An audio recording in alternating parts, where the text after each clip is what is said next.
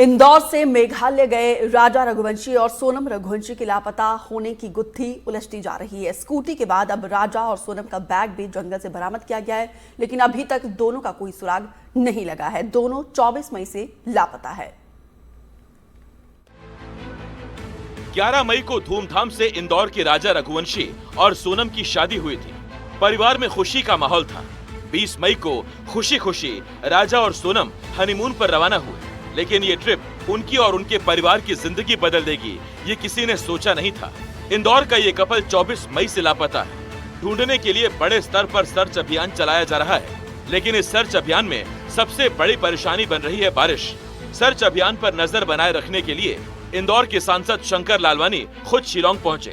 सांसद शंकर लालवानी ने राजा और सोनम के परिवार के सदस्यों के साथ मेघालय की डीजीपी से मुलाकात की।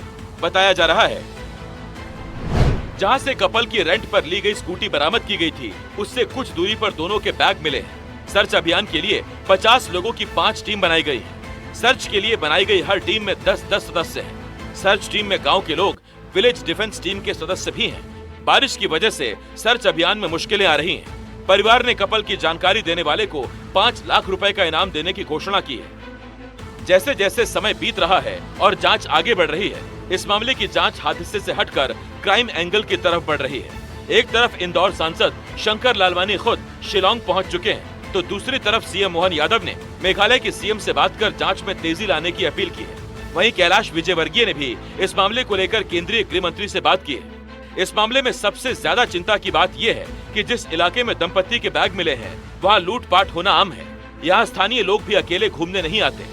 अक्सर इस इलाके में टूरिस्ट के साथ लूटपाट के मामले सामने आते रहे हैं। Bureau report, NDTV. सतना में असिस्टेंट प्रोफेसर स्नेहल सिंह की संदिग्ध मौत के मामले ने तूल पकड़ लिया है। स्नेहल के परिवार के लोगों ने ससुराल वालों पर हत्या का आरोप लगाया। परिवार के सदस्यों का आरोप है कि स्नेहल को प्रताड़ित किया जा रहा था। हत्या नहीं है, आप खुद सोचो।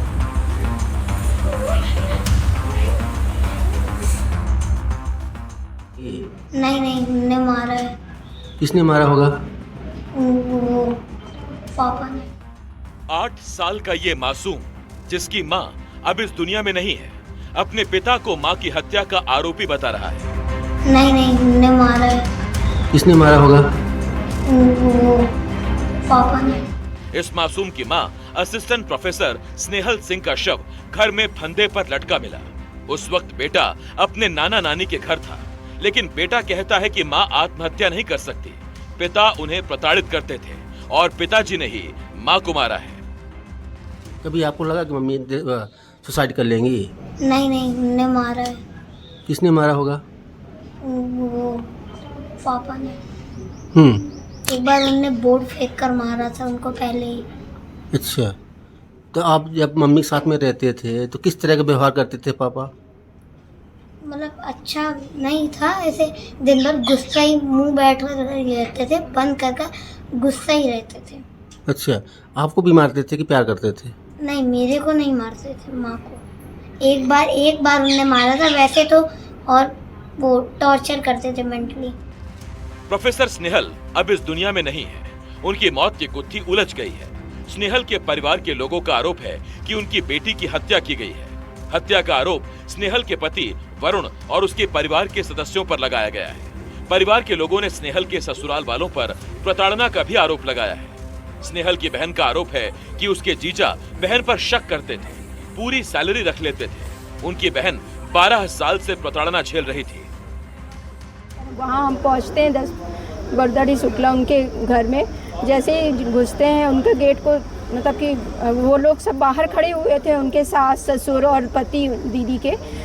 जैसे ही हम लोग गेट नॉक करते हैं, हम और दादा पीछे से आकर 2 हाथ मारता है, गेट खुल जाता है और दीदी हमारी मतलब कि ऊपर पंखे में लटकी हुई मिलती है हमको। हम लोग एकदम, हम लोगों की कुछ कह ही नहीं पाते हैं उसमें, एकदम से हाथ हम लोग बहुत ज़्यादा बैठती। मगर सबसे बड़ी बात है कि इतनी बड़ी चीज़ देखकर उन लोगों के मुंह से उफ तक नहीं निकलता है, उनकी कोई भी प्रतिक्रिया नहीं दिखती है, एकदम न्यून रहते हैं वो लोग।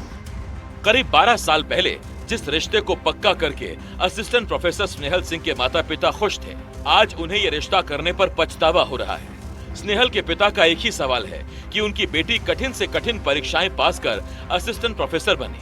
12 साल की प्रताड़ना सहने के बाद भी ना तो उसके सपने मरे, न खुद टूट कर बिखरे। फिर ऐसा कैसे हो सकता है कि वो आत्महत्या कर ले? मेरी मांग है कि निष्पक्ष जांच कराई जाए हैं, और मुझे ये विश्वास, मेरी बेटी जो है तो सुसाइड नहीं कर सकती, सुसाइड नहीं कर सकती, क्योंकि इतना बड़ा उसका बेटा है, मेरा नाती है, नाती की पढ़ाई पे बहुत ध्यान देती थी वो। रात में गई है, हंसी खुशी गई है, उसको लेके गए हैं। प्रोफेसर स्नेहल सिंह की शादी वरुण सिंह उर्फ अभिषेक बघेल निवासी सीधी से हुई थी, लेकिन वरुण के माता पिता सतना के शुक्ला बरदाडी में रह रहे थे। यहीं पर स्नेहल का शव फांसी के फंदे पर लटका मिला, लेकिन स्नेहल के परिवार के लोग इसे आत्महत्या नहीं, हत्या बता रहे हैं। स्नेहल के परिवार के मुताबिक स्नेहल ने जहां फांसी लगाई वहां खून के छींटे थे, कमरा अंदर से बंद था, लेकिन पति का मोबाइल अंदर था। मौके पर पहुंचे स्नेहल के भाई के एक धक्के से गेट खुल गया। मौत के बाद आनन फानन में घर की सफाई करवा दी गई। लेकिन जब इस प्रकार की घटनाएं सामने आती हैं तो दिल दहल जाता है। एक माता पिता अपनी बेटी को बड़ा करते हैं इस प्रत्याशा में कि वो उनका नाम रोशन करेगी। बेटी ने नाम तो रोशन किया, लेकिन शायद वो उनके पति और उनके ससुराल वालों को पच नहीं पाया। आज ऐसी प्रताड़ना का वो दौर 12-13 साल चलने के बाद अंततः उसे आत्महत्या का रूप दिया जा रहा है। आत्महत्या जो कहीं से प्रमाणित नहीं हो पा रही है।